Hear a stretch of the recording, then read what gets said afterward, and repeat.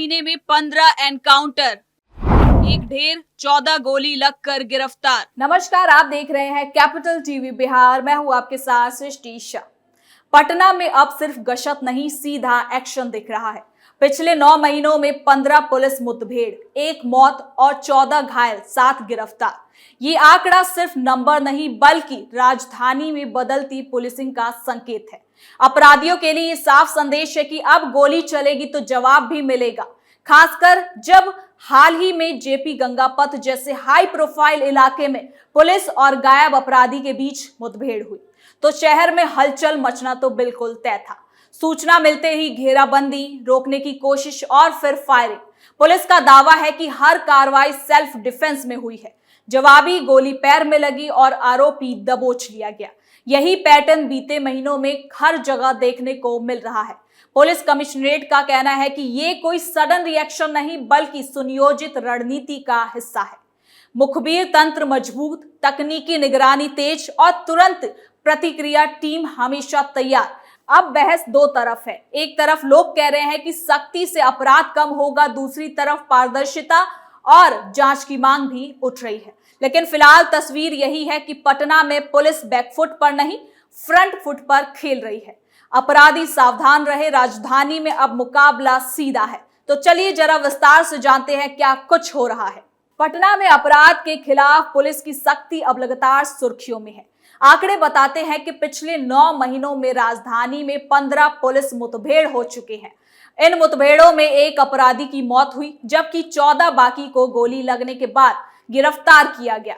ये सभी कार्रवाई उस दौर में हुई जब शहर में लूट, रंगदारी, हथियारबंद वारदात और गैंग गतिविधियों को लेकर लगातार शिकायतें सामने आ रही थी।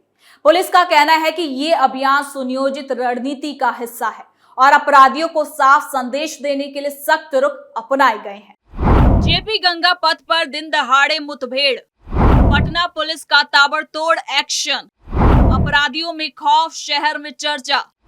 अब चेतावनी नहीं, सीधा जवाब। हालिया मुठभेड़ों में सबसे ज्यादा चर्चा उस घटना की हुई जो राजधानी के चर्चित जेपी गंगा पथ पर हुई। यह इलाका जिसे आमतौर पर पटना मरीन ड्राइव के नाम से भी जाना जाता है, शहर का व्यस्त और संवेदनशील क्षेत्र है। पुलिस को सूचना मिली थी कि एक वांछित अपराधी यहां किसी बड़ी वारदात की तैयारी में है।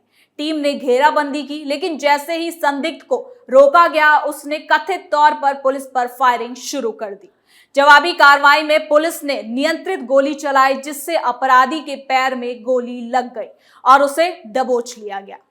पुलिस के मुताबिक गिरफ्तार आरोपी के खिलाफ पहले से कई आपराधिक मामले दर्ज थे। वो लंबे समय से फरार चल रहा था और उस पर लूट, रंगदारी और अवैध हथियार रखने जैसे कई गंभीर आरोप लग रखे थे। मुठभेड़ के बाद उसे अस्पताल में भर्ती कराया गया और बाद में कानूनी प्रक्रिया के तहत कार्रवाई शुरू की गई। इस घटना ने एक बार फिर राजधानी में कानून व्यवस्था को लेकर बहस तेज कर दिया है। आंकड़ों पर अगर नजर डाले तो 9 महीनों में 15 मुठभेड़ होना इस बात का संकेत है कि पुलिस अब सीधे टकराव की स्थिति से पीछे नहीं हट रही। पुलिस अधिकारियों का दावा है कि सभी मुठभेड़ आत्मरक्षा और कानून समस्त कार्रवाई के तहत हो रही है। उनका कहना है कि जब अपराधी खुलेआम हथियार लेकर पुलिस पर हमला करते हैं तो जवाबी कार्रवाई बहुत ज्यादा जरूरी हो जाती है। हर घटना के बाद मेडिकल जांच, केस डायरी और बाकी कानूनी प्रक्रिया पूरी की जाती है। पटना पुलिस कमिश्नरेट की रणनीति में हाल के महीनों में बदलाव देखने को मिला है। गुप्त सूचना सिस्टम को मजबूत किया गया है। स्थानीय स्तर पर मुखबिर नेटवर्क को सक्रिय किया गया है जिससे संदिग्ध गतिविधियों की जानकारी समय रहते मिल सके। कई मामलों में पुलिस ने तकनीकी निगरानी जैसे कॉल डिटेल रिकॉर्ड और सीसीटीवी फुटेज का सहारा लेकर अपराधियों की लोकेशन को ट्रैक किया और उन्हें घेरने में सफलता भी पाई। जेपी गंगा पथ पर हुई मुठभेड़ भी इसी रणनीति का हिस्सा बताई जा रही है।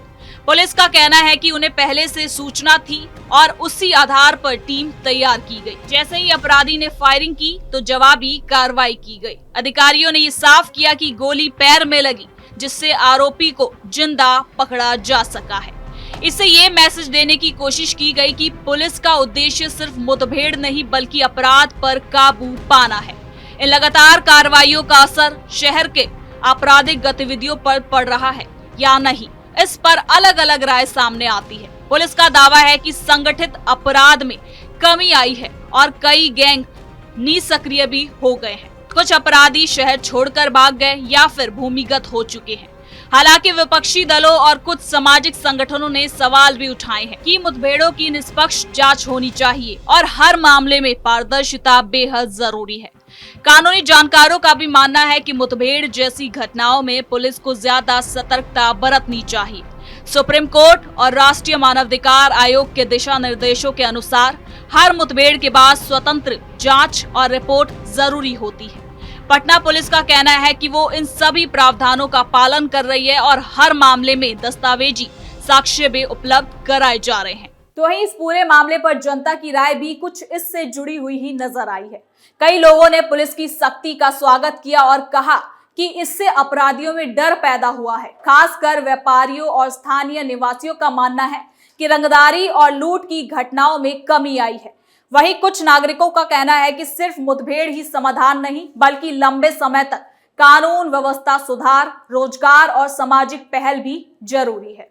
इसके साथ ही आपको बता दें कि बिहार में इन दिनों हो रही लगातार कार्रवाई से कहीं ना कहीं आरजेडी नाराज चल रही है और वजह है ये जो सरकार की एनकाउंटर नीति में हो रहे एनकाउंटर है और उसके खिलाफ वो आवाज उठा रहे हैं। पटना में भी हुए एनकाउंटर पर आरजेडी ने सवाल उठाया कि सरकार अपराधी को गिरफ्तार क्यों नहीं करती, वो सीधे एनकाउंटर क्यों करती है, जिस पर सरकार और पुलिस प्रशासन का कहना है कि अपराधी जब सामने से गोली चलाते हैं तब सेल्फ डिफेंस में एनकाउंटर एक्शन करना ही पड़ता है, वरना अपराधी पुलिस पर हावी हो जाते हैं।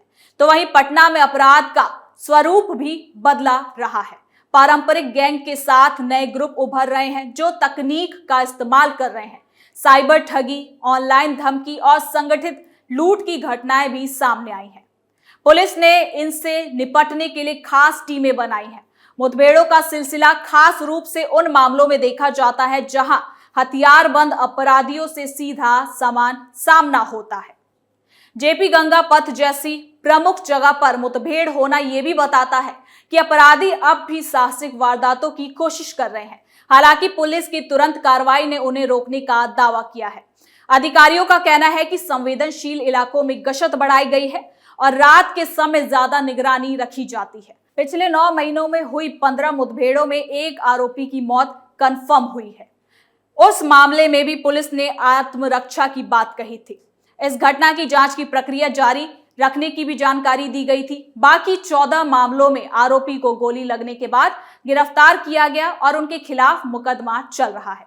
राजनीतिक नजरिए के चश्मे से देखें तो कानून व्यवस्था का मुद्दा हमेशा संवेदनशील रहता है।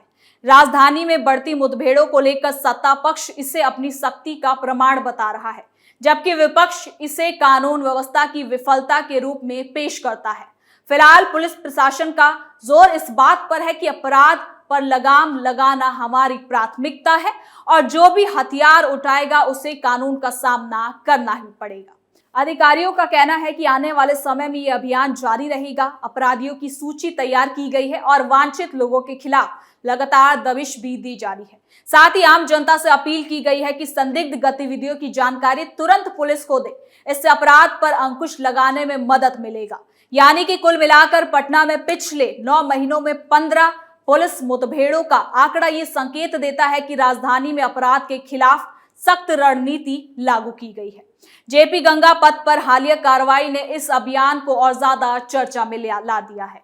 एक ओर पुलिस इसे अपनी सक्रियता और एक्टिवनेस का प्रमाण बता रही है, तो दूसरी तरफ पारदर्शिता और निष्पक्ष जांच की भी मांग उठ रही है। आने वाले समय में ये देखा जाएगा कि इस सख्ती और लंबे समय तक शांति और सुरक्षा में कितनी प्रभावी साबित हो पाती है।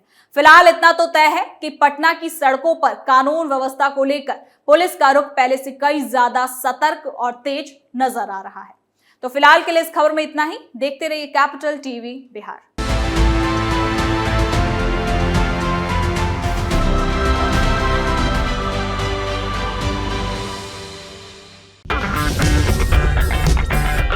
अगर आपको हमारा वीडियो पसंद आया हो तो इसे लाइक करें, हमारे चैनल को सब्सक्राइब करें और हाँ, बेल आइकन दबाना ना भूलें ताकि आप तक हमारे वीडियो की नोटिफिकेशन पहुंचती रहे।